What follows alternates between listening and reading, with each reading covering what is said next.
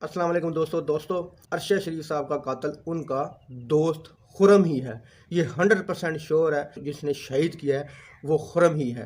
दोस्तों, अरशद शरीफ साहब पिछले 1 महीने से उस खुरम नामी बंदे के फार्म हाउस पे रह रहे थे और एक ही कमरे में रहते थे और एक ही कमरे में रहते थे। कमरे से बाहर नहीं निकलते थे, मतलब उस घर से बाहर नहीं निकलते थे। उस आपने देखा होगा कि वीडियो में कभी वो दरख्त के नीचे खड़े हैं, कभी वो एक ही सोफे पे बैठे, उनकी काफ़ी सारी वीडियोस आई हुई हैं। वो उसी घर में 1 महीने से रहते थे और जिस दिन उनकी शहादत हुई है उस दिन वो सिर्फ पहली मर्तबा अपने घर से निकले हैं, या मतलब अपने दोस्त खुरम के घर से निकले हैं, क्योंकि खुरम बहुत बड़ा बिजनेसमैन है वहाँ का और उसकी एक फायरिंग रेंज भी है।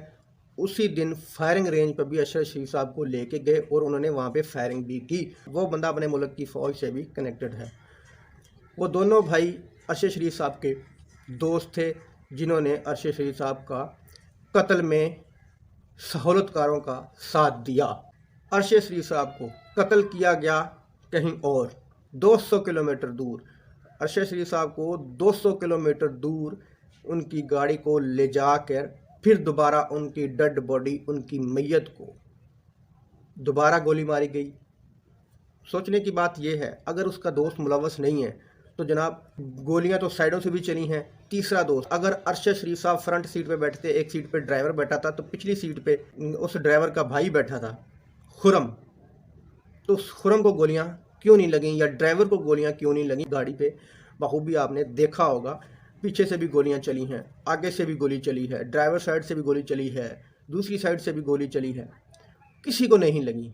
तो इसका मतलब ये है कि सिर्फ और सिर्फ जब गोली मारी गई, अरशद शरीफ साहब गाड़ी में अकेले थे, या ये भी हो सकता है कि पिछली सीट पे बैठा हुआ जो खुरम नामी शख्स है उसी ने उनको गोली मारी हो, और या ये भी हो सकता है कि ड्राइवर सीट पर बैठा बंदा उसने गोली मारी हो।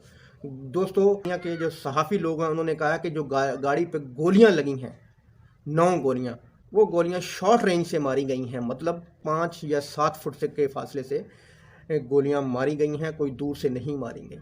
तो दोस्तों, 100% अरशद शरीफ साहब का कातिल वही बंदा है जिसके पास अरशद शरीफ साहब रह रहे थे।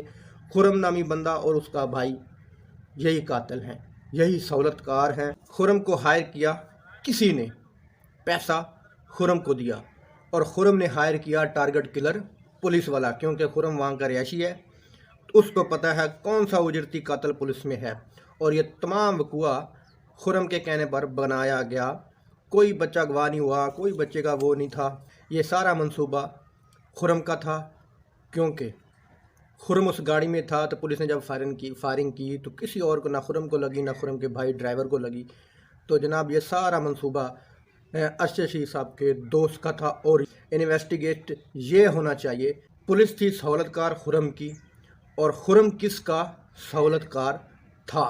खबर ये है, असल बात ये है, यही सहूलतकार हैं, यही पिछले 1 महीने से मंसूबा बना रहे होंगे, या पिछले 1 महीने से अरशद शरीफ साहब इनके पास रह रहे हैं। जिन्होंने अरशद शरीफ साहब को मारना होगा उन्होंने इन दोनों भाइयों को ख़रीद लिया होगा और उजरती कातिल बन गए होंगे ये दोनों भाई। दोस्तों, वीडियो अच्छी लगी तो लाइक करना, चैनल को सब्सक्राइब करना। अल्लाह हाफ़िज़।